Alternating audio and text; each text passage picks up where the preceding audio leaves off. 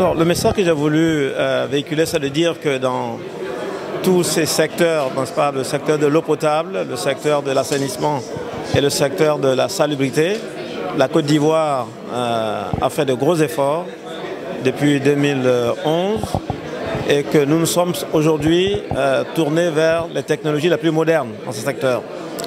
Je dis également que la Côte d'Ivoire a une expérience particulière de la gestion des services publics en partenariat avec le secteur privé, dans le secteur de l'eau potable, dans l'assainissement et aujourd'hui dans la salubrité.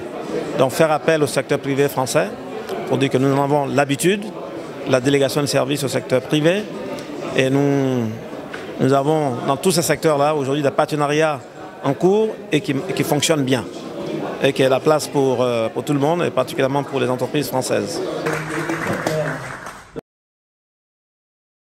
Oui, il y a des expériences menées par Suez, par exemple, en Afrique du Nord. J'ai également écouté ce qu'a dit le représentant de la Banque africaine de développement sur des expériences particulières en Afrique du Nord. C'est des choses qui nous intéressent. Nous allons voir. Nous sommes un peu sur la même lancée, sauf que chacun de nous doit prendre en compte des spécificités locales. Donc, par exemple, en matière de tri, nous aussi, on fait du tri en Côte d'Ivoire. La seule différence que chez nous, certains éléments, certains déchets font l'objet d'un recyclage presque automatique et naturel. Je prends l'exemple des bouteilles plastiques.